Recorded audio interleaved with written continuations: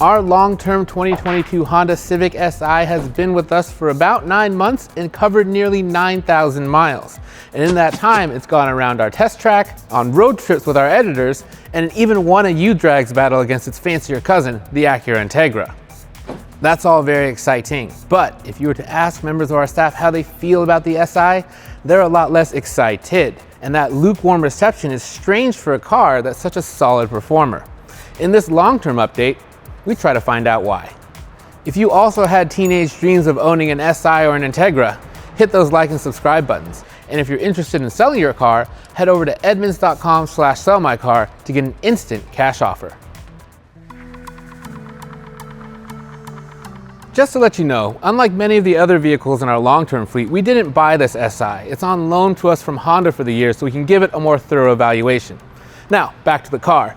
The Si remains a good performance bargain. The only options on our vehicle are this blazing orange pearl paint and a set of summer tires, an options box that we love to check given Los Angeles penchant for year-round sunshine, recent atmospheric river accepted.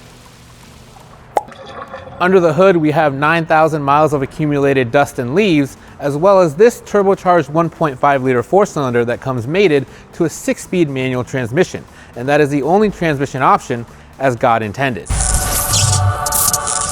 Now, if this setup sounds familiar, that's because it's the exact same specifications as the one that was under the last generation Civic Si, and the new car is even down on horsepower compared to that vehicle, dropping from 205 to 200 horsepower.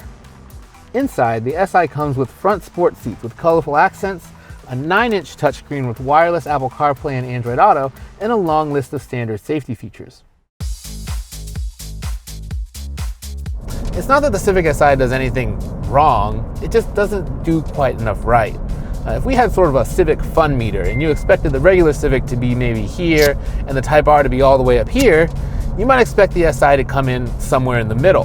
But when we line the three Civics up and we look at their power and how they do in our performance testing, you find that instead of splitting the difference, the Si kind of ends up a lot closer to the regular Civic on a lot of those metrics.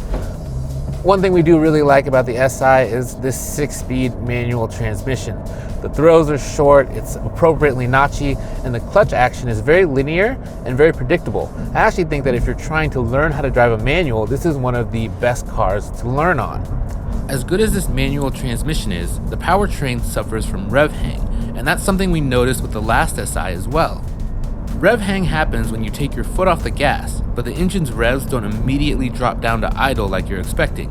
This phenomenon is more common on modern vehicles as a way to control emissions, but in the Si, it's particularly noticeable, especially at higher RPMs. So when you go from, let's say, third gear here to fourth gear, the revs hang for a moment, and it makes the transition between the gears a little rough and a little abrupt. It's hard to do it smoothly. Again, this only really happens when you're driving the Si hard. Driving around day to day, you won't really notice it, but if you're on any kind of fun road or on an autocross, it's going to make the car bounce around whenever you upshift, unless you clutch in, shift, and then delay, and then get back on the gas, and no one really wants to do that when you're out having fun. On the flip side, downshifts are dreamy. The Si has a rev matching system, so whenever you downshift, it blips the engine and matches the revs for you. This makes downshifts a lot smoother and keeps the engine in the thick of its power band between shifts. The technique to do this without this feature is called heel toe, and that requires you to artfully hit both the gas and the brake at the same time to keep the revs up when you downshift. And if that sounds hard, it is. It's a tough technique to master, but the Civic will do it all for you. If we go back and look at our performance table, we find that the only place that the Si really does split the difference between the run-of-the-mill Civic and the Type R is in lateral G, and that's something that we measure on our skid pad. And that tracks with another positive that we've noticed about the Si, good handling. Now, all of that sounds pretty good, so I was surprised when I went through our long-term logbook preparing for this video to find that many of the comments skewed quite negative. There were a few things that I didn't care about it. The uncomfortable seats, it's kind of a stiff ride quality, and even the engine was kind of like meh. But I did really enjoy the handling of that car. Anytime I was coming up to a freeway entrance ramp and you could kind of circle around it, you could really I could dive in and just get on it. It was super fun, it was stable and controlled. For the money, that was probably the biggest thing that I liked about it. As we noted in our test data, the car is actually not appreciably quicker than it was in the 2000s. It's about the same level of acceleration. Now you got turbo lag, so you don't have that immediacy with the throttle. Don't have that high revving VTEC experience that, of course, I remember fondly. Fair enough, times change, but you know, if you're gonna take that away, give me more power. Our only maintenance costs so far have been the car's first service, which we got done in September.